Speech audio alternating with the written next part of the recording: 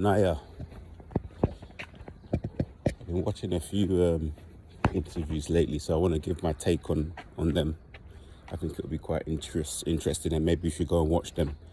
Today's one, I'm talking about Blake Fielder, the ex-husband of Amy Winehouse, the sort of slim one. He used to wear the black polo t-shirts with the tattoos. Blake Fielder, his name.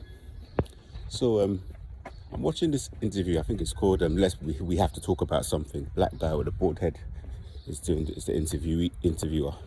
Anyway, I'm watching this interview, and I'm just trying to work out who, if there is any narcopaths in the relationship, and I just can't work it out. So I'm gonna have to maybe rewatch it or watch certain parts again, because it seems like it could be two empaths. It's possible that they're both empathic, and the way that the Blake Fielder speaking, he comes across more of sort of the empath in their union. So you have two traumatized children, and knowingly or unknowingly, I think in their case is very much unknowingly, I can see a lot of trauma bonding going on via the use of alcohol and drugs, and you know, I can relate very much to his story in terms of he was into music. I think he said he was in the punk scene for 30 years before he met Amy, and he's going out drinking, getting up to no good with his friends. Same here. And people will offer you stuff, you would just take it. You wouldn't, think, oh, you're going to end up being the one who turns out to be addicted. So it's a very thought-provoking interview. Lots of talking points you can take from that, and a lot of areas where you can see what was going on in terms of the breadcrumbing, future faking, going back and forward. You have facade management in terms of how Amy Winehouse wanted to be perceived by the press.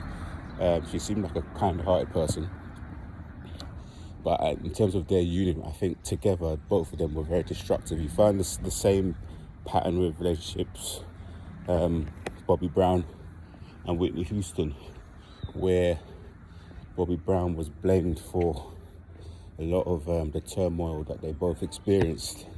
And it was good that I think Bobby Brown has come out, and the same here with this Blake Fielder, to let the world know that both of these artists, women, had free agency.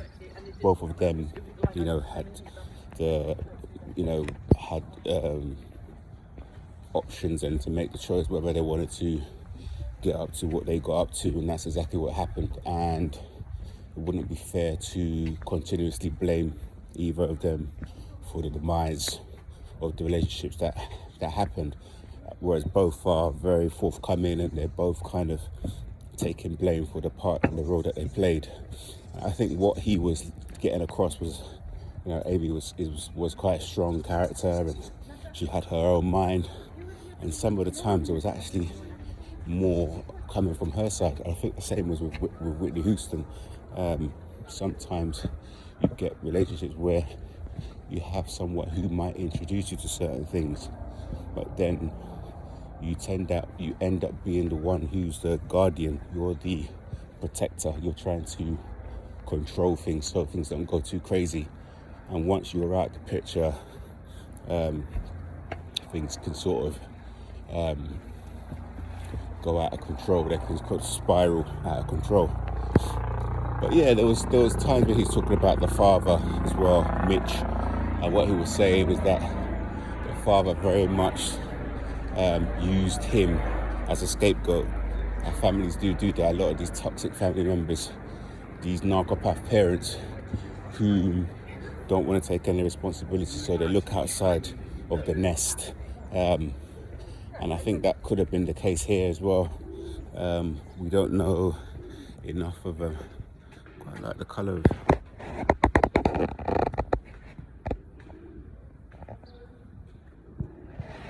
Yeah, the father's kind of blamed that guy, but in that industry there's a lot of alcohol, a lot of drug taking, a lot of people getting up to no good, a lot of people just doing these sort of things. So she was going to be exposed to it whether she met Blake Fielder or not.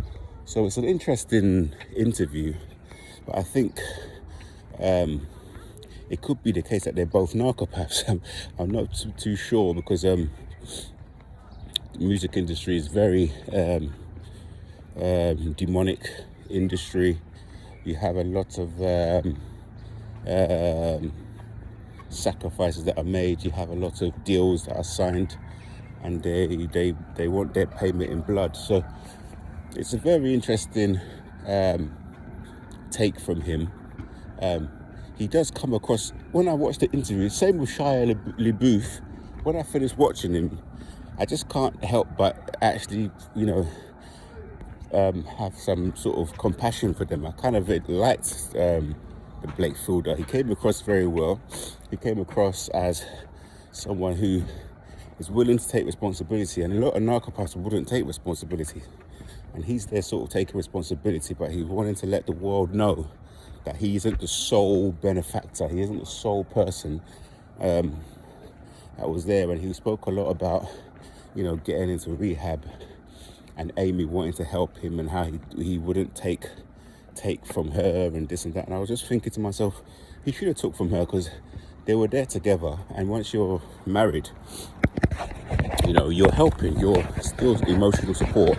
And if your partner is there, earning the bread or whatever, you shouldn't be too embarrassed to take it. Even if you're a guy, I can understand all this kind of new rhetoric which is in the world of like men having to pay for everything. But in the modern time now, we have women that are out earning men, we have women outperforming men, we have women getting higher grades in school, they're getting hello kitty cat, they're getting better, more degrees than guys, they're making more money. So with all this change in legislation and systems that we have in place now, women are being promoted at a faster rate than guys. They're in a higher position than men. They don't need men to pay for them. So I think 50-50 is, in this modern time, is completely fine.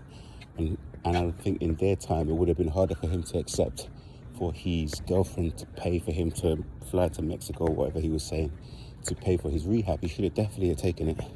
But it was very positive seeing him sober and speaking his side of the story. Another point that I want to make here is that empaths, a lot of us sometimes have these problems with addictions. I've had my stints where I've sometimes gone to taking things too far, and that's one of the can be one of the